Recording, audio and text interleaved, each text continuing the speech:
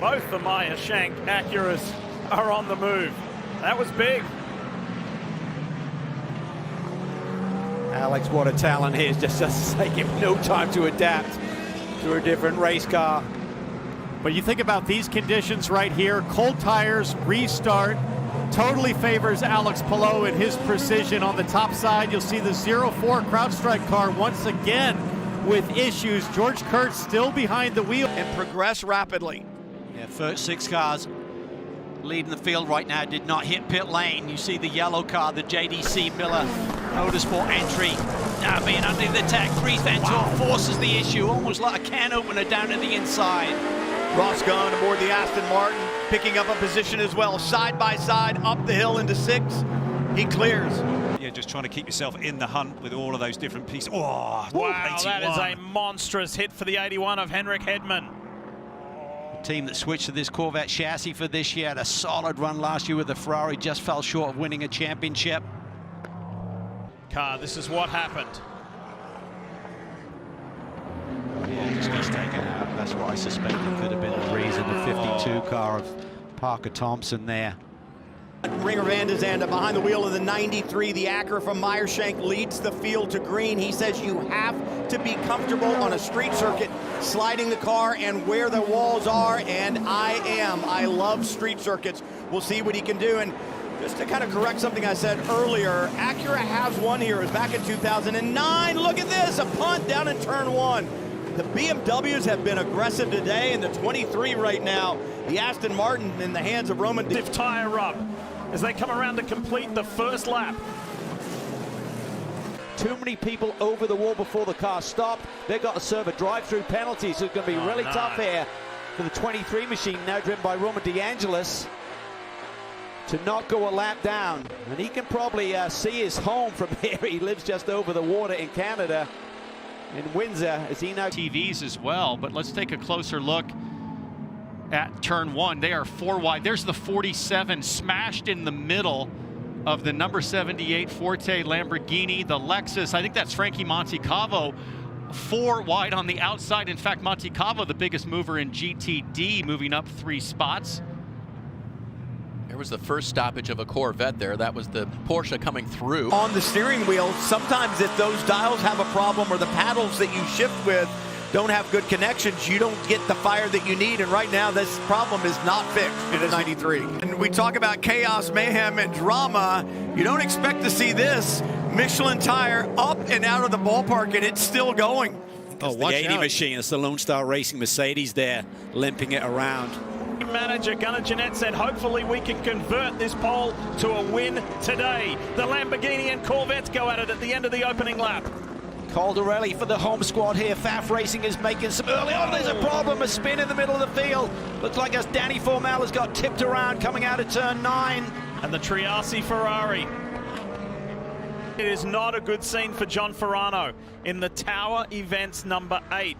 This is another Canadian driver. Interesting, because the 7 car has not been particularly quick lap time wise today, and in fact the 93 has been considerably quicker throughout the event. But we talk about how difficult it is to pass at this racetrack, and I know one thing, Ringer Van de Zande has created some spectacular moves at racetracks before, one of which was here in a prototype several years ago up in the courts. Once qualifying second in class right behind the pro, Jack Hawksworth, as Hawksworth and Parker Thompson switch things up a little bit here for the qualifying run in the sprint race.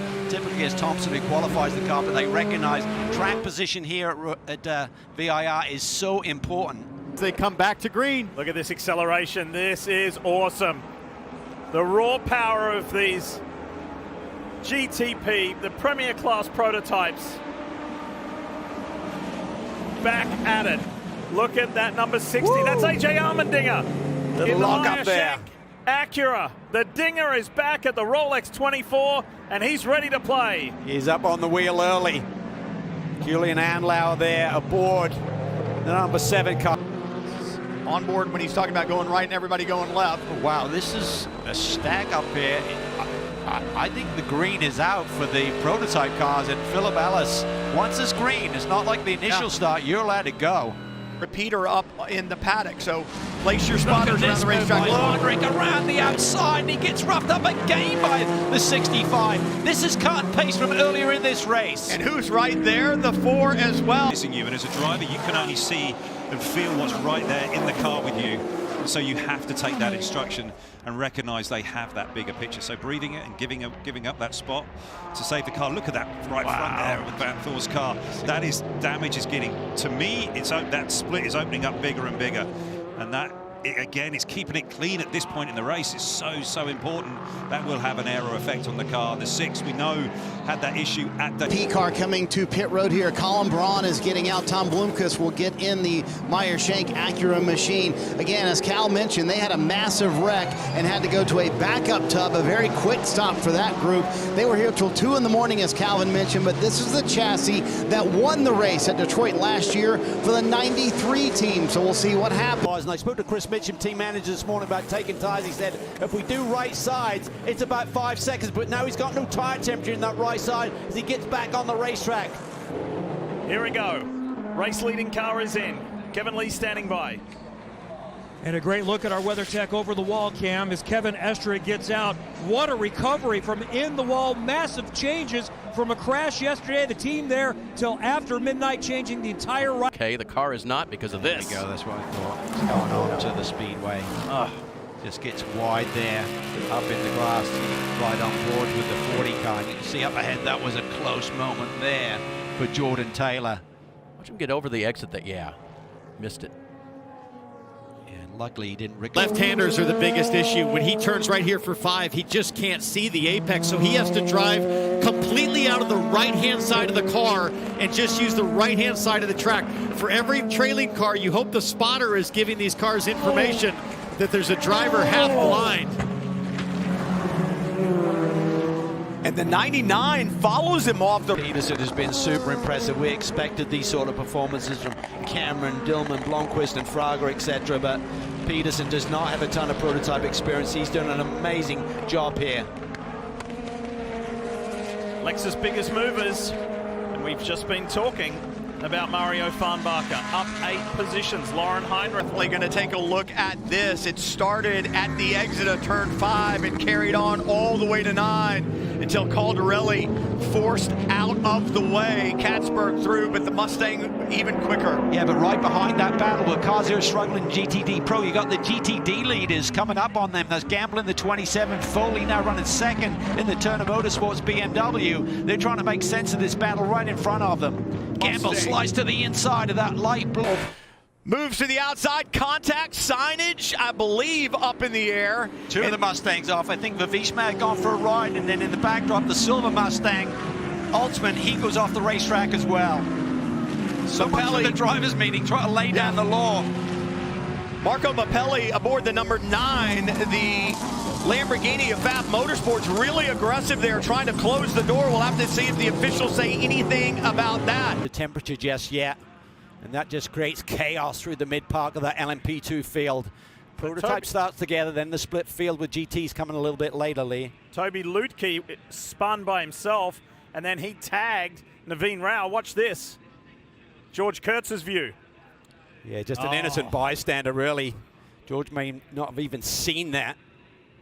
The thing that is odd is looking that far back to find Felipe Nasr and Matty Campbell aboard the 7 and the 6, still looking for pace here at Road America. Oh, and a problem for the GTD entry. That's the Rolex 24 winner. No, that's the 70.